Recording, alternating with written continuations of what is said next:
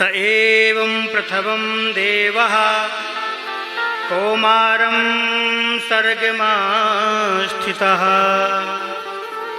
चचार दुश्चरं ब्रह्म ब्रह्मचर्मखण्डितम्।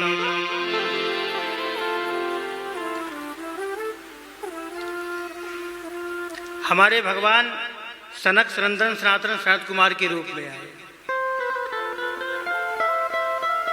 पहला अवतार। दूसरा अवतार यज्ञ वाराह के रूप में आए। तीसरा नारद जी के रूप में आए।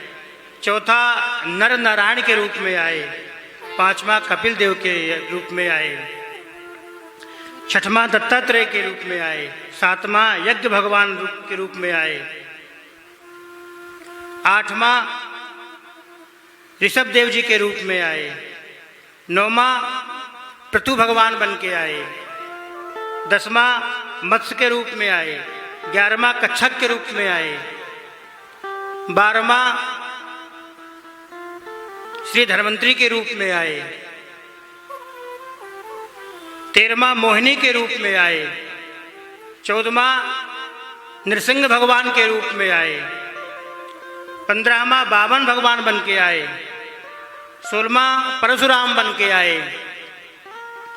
17वां व्यास जी बन के आए। 18वां मर्यादा पुरुषोत्तम भगवान श्री राम बन के आए। 19 और 20 कृष्ण बलराम बन के आए।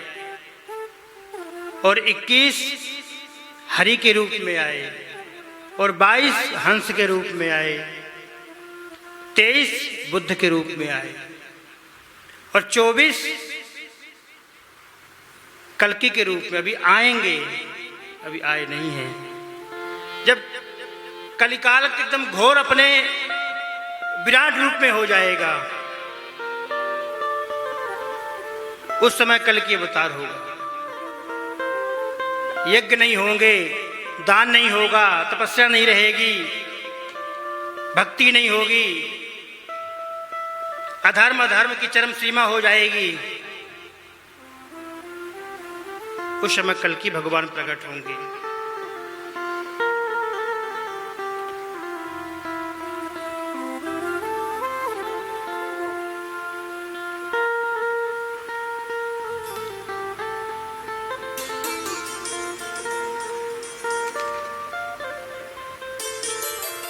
देखिए, लोग कहते हैं कलयुगे कलि प्रथम चरणे। अभी कलयुग का प्रथम चरण चल रहा है। लोग कहते हैं कलयुग बड़ा खराब है। अभी तो कुछ भी नहीं है महाराज। अभी तो फिर भी आपको जो है ऐसे बैठ करके सत्संग कर सकते हैं आप लोग। द्वापर त्रेता तो और खराब थे। कितना अनाचार अत्याचार राक्षसों का रहता था।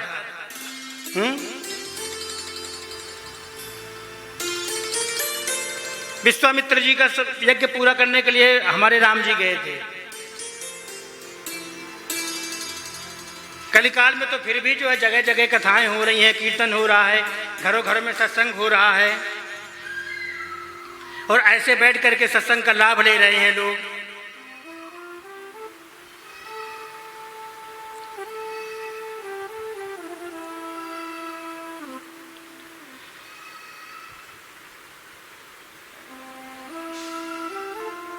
एक प्रसंग पारिजात नाम का ग्रंथ है। गुरुदेव भगवान हमको बता रहे थे, कथाओं में भी बताते हैं कि जब अवतार लेकर के हमारे मर्यादा पुरुषोत्तम भगवान श्री राम के ही रूप में जगत गुरु स्वामी श्री रामानंदाचार्य जी के रूप में पधारे, उस समय हमारे जगत गुरु श्री रामानंदाचार्य जी महाराज ने दीक्षा दे रहे थे लोगों को। उसी समय कलिकाल भी आ गया उनके चरणों में, कलयुग।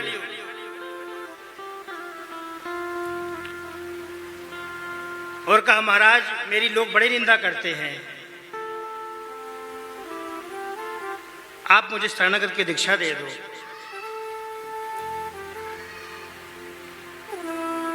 जगत गुरु भगवान श्री रामानंदाचार्य महाराज ने बढ़िया दोहरी कंठी बांधी कलयुग के गले में, और बढ़िया राम मंत्र दिया, राम नाम का बढ़िया सुंदर मंत्र फूंका कान में। कलयुग ने कहा कि भगवान अब गुरु दक्षिणा क्या दूं मैं आपको। तो हमारे जगत गुरु रामानंदाचार्य जी कहते हैं कि कलयुग दक्षिणा के रूप में जो तुम्हारे युग में भजन करे, पूजन करे, दान पुण्य करे, संतों की सेवा करे, भक्ति करे, उसको कभी परेशान मत करना तू बस, और बाकी तेरी जो इच्छा हो सो तू करना। यही दक्षिणा के रूप में मांग रहा हूं मैं। कलयुग ने वचन दिया है गुरुदेव भगवान को, वो साष्टांग लौट करके प्रणाम किया है और फिर वहां से चले गए। तो कलयुग में जो भक्ति करेगा, भजन करेगा, उसको कलयुग नहीं सताएगा। अमित जी,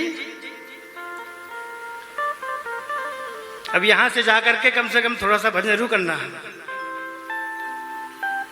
एक नियम बनाना घर में जाकर के कि भले ही 5 मिनट का समय हो, 24 घंटे में तो मिल जाएगा, 10 मिनट 5 मिनट का समय के नहीं मिलेगा। आप बताइए, हैं? झूठ मत बोलिएगा। देखिए, हैं? तो कम से कम अगर हम कहते हैं 5 मिनट का समय बनाएंगे, आप 5 मिनट निकालेंगे। देखिए,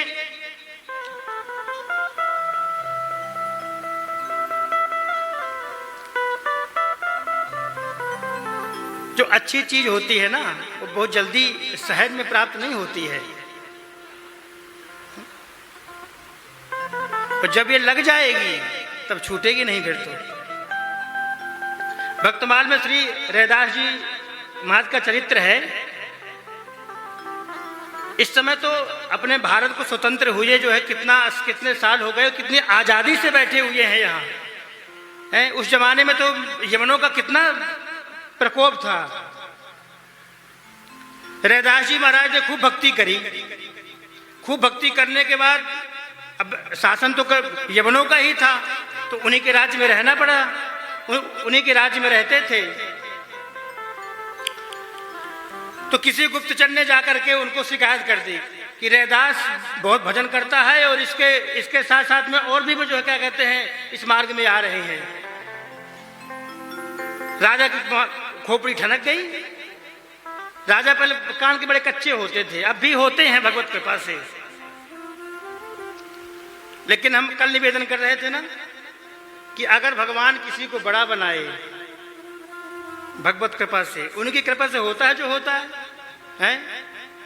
अगर बड़ा बनाए, किसी प्रकार का पद अगर दे, तो पद को पचाने की क्षमता भी दे और अंदर बड़ापन लाए।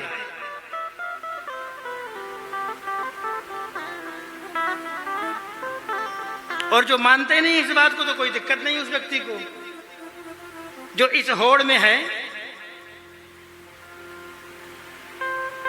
हम तो भगवान के चरणों में प्रार्थना कर रहे हैं। तो किसी गुप्तचर ने शिकायत कर दी राजा से कि ऐसी ऐसी बात है।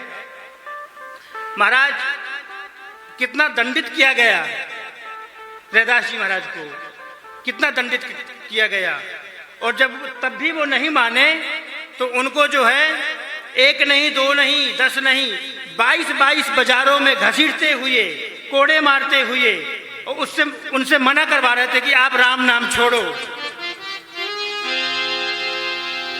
लेकिन जितने तेजी से कोड़े लग रहे थे रैदास जी महाराज के शरीर में, उतने उच्च स्वर से नाम ले रहे थे। बोले भगवान ये शरीर छूट जाएगा लेकिन राम नाम नहीं छूटेगा। अब कैसे छूटे? राम नाम लगना, अब तो रट इसकी लग गई है, अब छूटने वाली नहीं है। प्राण छूटेंगे तभी छूट जाए भले, लेकिन उसके पश्चात, उसके पहले संभव नहीं है ये कि छूट जाए।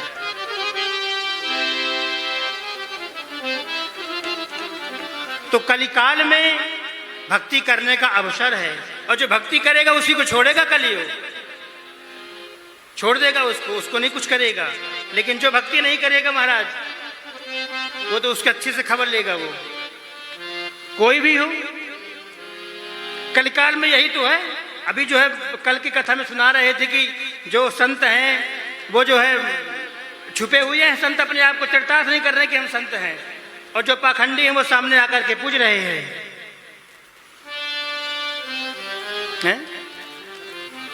तो कलिकाल में सब ऐसे ही होना है, जो भजन करेगा वही बचा रहेगा।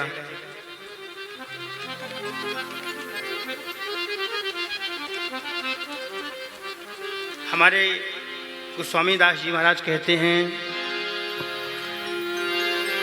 कलियुग केवल नामोधार, कलियुग केवल नामधारा, सुमिर सुमिर नर उतरे पार, सुमिर सुमिर नर उतरे पारा।